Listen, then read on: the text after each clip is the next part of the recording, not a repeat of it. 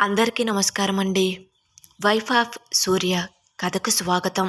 ఈ కథను పూర్తిగా వినిన తర్వాత మీకు నచ్చినట్లయితే తప్పకుండా లైక్ చేయండి. అదేవిధంగా సబ్స్క్రైబ్ చేసుకుని ఎంకరేజ్ చేయవలసిందిగా మనస్ఫూర్తిగా కోరుకుంటున్నానండి. ఈ కథకు సంబంధించిన మిగిలిన అన్ని పార్ట్స్ కూడా మన ఛానల్లో ప్లేలిస్ట్లో సేవ్ చేయబడి ఉన్నాయండి. ఒకవేళ మీకు ఇంట్రెస్ట్ అయితే కనుక వెళ్ళి చెక్ చేయొచ్చు. ఇప్పటి వరకు సబ్స్క్రైబ్ చేసుకుని ఎంకరేజ్ చేస్తున్న ప్రతి ఒక్కరికి చాలా థ్యాంక్స్ అండి. యొక్క ప్రోద్బలంతో నేను మరికొన్ని కథలను రాయగలను అనే కాన్ఫిడెన్స్ నాలో వచ్చిందండి. మరిక ఆలస్యం చేయకుండా కథలోకి వెళ్దాం. సూర్య తన దగ్గరకు వచ్చిన చందుని చూసి కొంచెం బిత్తరమొహం వేసుకుని చూస్తాడు, ఏమీ మాట్లాడకుండా. చందు ఏమైనా తక్కువ తిన్నదా? తాను కూడా తలదించుకుని తాను తీసుకొచ్చుకున్న కవరు వంక చూస్తూ ఉంటుంది. ఈ మొండిఘటం మొదట మాట్లాడుతుంది అనుకుంటే అది నా పొరపాటే అవుతుంది. ఈ టెన్షన్ని నేను భరించలేను, నేనే మాట్లాడుతాను అంటూ చందు అని పిలుస్తాడు సూర్య. కనుగుడ్లు నిండా కన్నీరుతో సూర్య కళ్ళల్లోకి చూస్తుంది చందు. హే, ప్లీజ్ ప్లీజ్ ఏడవకు, ఎందుకు ఏడుస్తున్నావు అంటూ చందుకి దగ్గరగా వస్తాడు సూర్య. ఆమె తన చేతిలో ఉన్న కవర్ ఓపెన్ చేసి దానిలో నుండి బయటకు ఒకప్పుడు మారేడు మిల్లు వెళ్ళినప్పుడు సూర్య చందుకి ఇచ్చిన జాకెట్ను బయటకు తీస్తుంది. నాకు అవసరం లేదు, నీకు నచ్చితే ఉంచుకో అంటాడు సూర్య. నువ్వు ఒక్క నిమిషం ఆగు అన్నట్టు చెయ్యి చూపుతుంది. సరే అన్నట్టు నొసలు విరుస్తూ నిలుచుంటాడు సూర్య.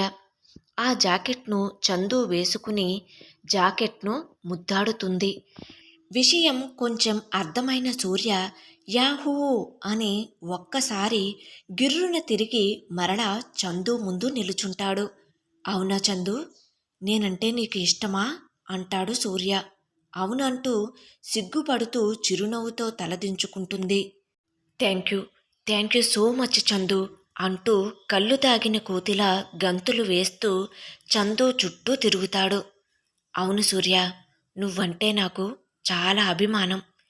ఏ రోజైతే నువ్వు నన్ను వినోద్ భార్య నుండి రక్షించావో కానీ అది అతి కొద్ది కాలంలోనే ప్రేమగా చిగురించింది. నీతో మాట్లాడినప్పుడు ప్రతి క్షణం నాకు ప్రత్యేకంగా అనిపిస్తుంది.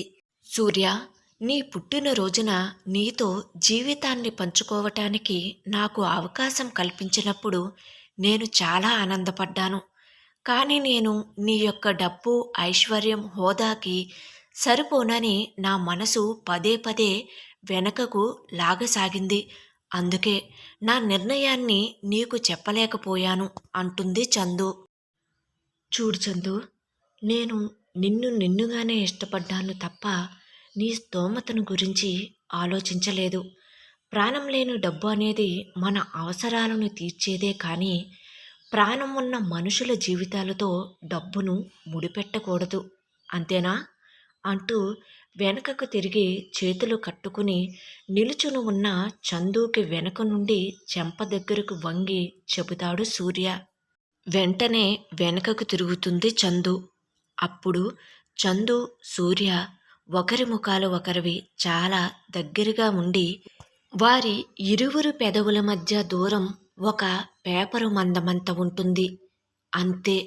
కంగారు పడిన చందు ఒక్కసారిగా వెనకకు తిరుగుతుంది. ఈ క్రమంలోనే వెనక ఉన్న రాయి తగిలి పడబోతున్న చందు చెయ్యిని అమాంతం పడిపోకుండా పట్టుకుంటాడు సూర్య.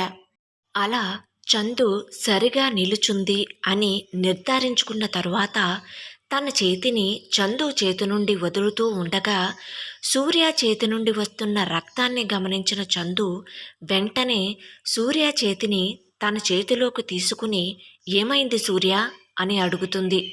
ఓ ఇదా, నీకోసం వెయిట్ చేస్తుంటే చెట్టుకు ఉన్న గండు చీమ కుట్టింది అంటాడు సూర్య. అయ్యో అవునా అంటూ సూర్య చేతిని తన పెదవుల వరకు తీసుకుని వెళ్తుంది చందు. సూర్య గుడ్లు అప్పగించి ఏం జరుగుతుందా అంటూ చూస్తూ ఉంటాడు. తన నోటి నుండి ఉఫ్ అని గాలి ఊది తన చున్నీతో బ్లడ్ని క్లీన్ చేస్తుంది. గుడ్లు అప్పగించి చూస్తున్న సూర్యాని ఏంటి అలా చూస్తున్నావు అంటుంది చందు. ఏముంది, ఏం లేదు అంటాడు తడబడుతూ. నీ ఇంటెన్షన్ ఏంటో నాకు అర్థమైందిలే అంటూ నవ్వుతుంది.